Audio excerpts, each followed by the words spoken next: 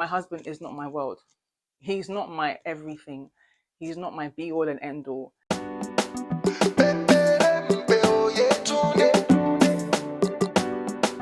Sugar, sugar, oh yeah, tune. Hayeti baby, peperempe, oh, peperempe. Yetunde sugar, sugar, oh yetunde sugar, sugar. Honey, honey, yetunde honey, honey. Hayeti baby, peperempe, oh, peperempe. Ra ra ra ra ra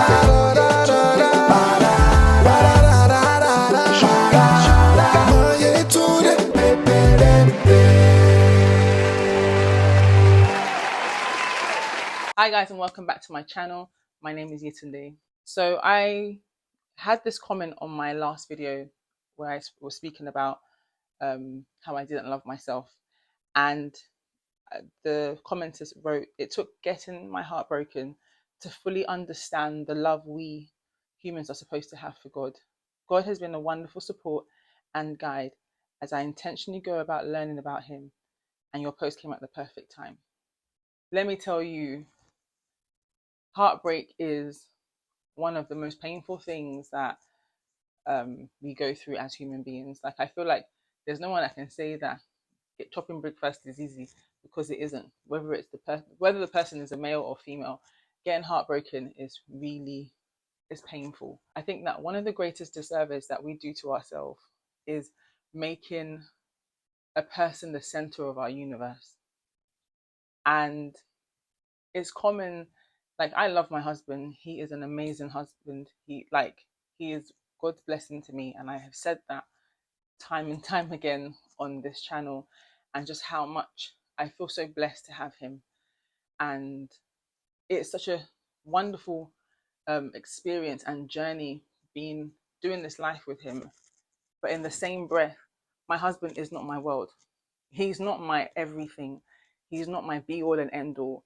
And I think I had to learn that through the heartbreak that I've had, that I can't center my life on a man or any woman. I cannot center my life on anybody but God, because the reality is that people will disappoint you. No matter how great my husband is, no matter how great somebody else, your husband is or your wife is, the fact of the matter is there will be times we let each other down. It's not purposeful. We are human beings, and also there's also the reality that we can't meet every need in a person. It's not possible. It's not possible. You know, I think of the culture that I've come from, and the fact that the women are pushed to be the everything for their husbands. And sometimes as well, like, I used to hear when I was younger from like aunties and stuff that don't have friends, or my Laurel, my Corel, that friends are dangerous, or once you're married, you're not supposed to have friends, especially single friends, because your husband should be your only friend. And people regurgitate that falsehood because ah no, people regurgitate that, and they say it, and they keep repeating it, that and they essentially, there are people that have been indoctrinated to believe that once you get married, it's you and your husband for life, and nobody should, and that's it. Your husband, even if you feel miserable, pray about it, whatever. Just make sure that you don't tell your secrets to anybody, you don't share your business with anybody. You must, in that marriage, it's just you and your husband, regardless of how you feel.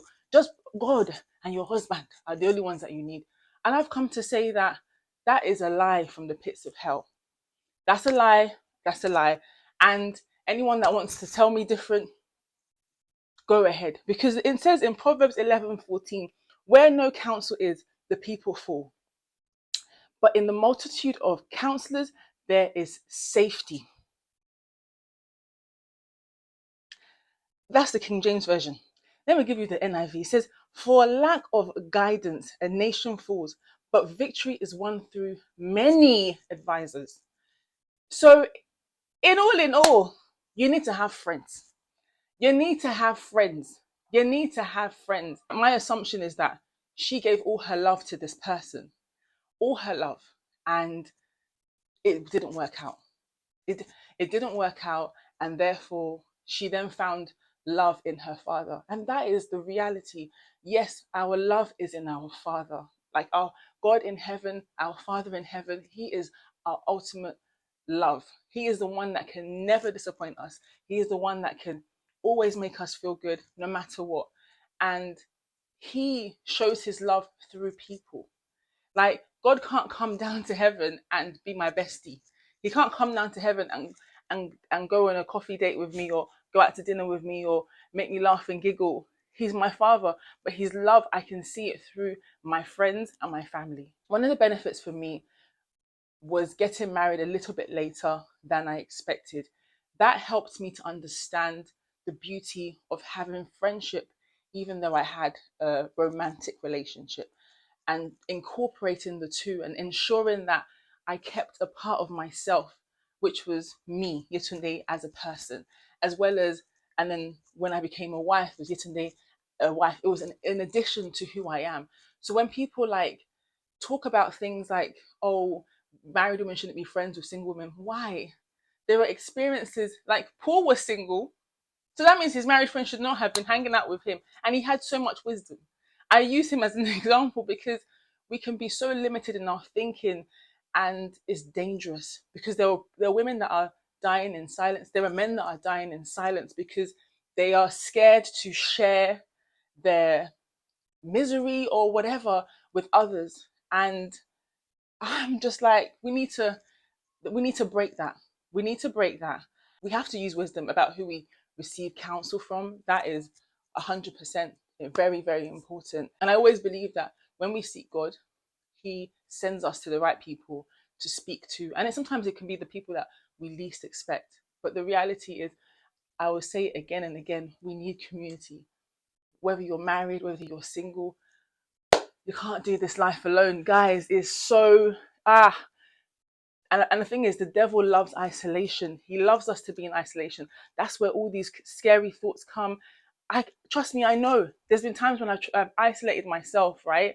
And and thoughts will come, negative thinking will come, and and then essentially I'm marinating on those negative thoughts, and then it starts to come out of me, and in my attitude, and in how I speak to others, and how I think about others. Bruh, it's deep. It's so, as in, I'm catching my breath because it's so deep. What I'm saying in conclusion is that don't center your life on anybody. Center it on God, and do not be deceived. We need community. We need it. My Pastor Rick Warren, always says that he talks about community a lot and how it's so important. We need community. And if you don't have that community, then pray. Ask God to send you good and godly friends. He will do it. Trust me. You can be in the middle of nowhere. Those are my people that have jackpot. Maybe you're in a new place that you don't know anybody, and you just feel really isolated. You feel alone. Ask God, speak to him, tell him your heart, and he will send you good people, send you good friends. It's not good for us to be alone. He said it already. It's not good for man to be alone, and woman. It's not good for woman. Woman came after, and she had man. So man came first, and he had to create woman because it wasn't good for us to be alone. We thrive in communities, and I just want to encourage you to step out of that thinking. If you're there and you're thinking, oh, I can't be friends with this person, she's single, or if you're being told that, unless the friend has essentially bad characteristics that can affect you negatively, I beg, hold on to your friends and love them. Love your spouse. If you have one, love them dearly, but also make room in your heart for your friends. And yeah, because we need them too. I beg. That's all I'm going to say. I got to go and get Fermi. And I will see you guys in my next video. Have a great day. Bye. I hate you, baby, baby, baby, oh, yeah.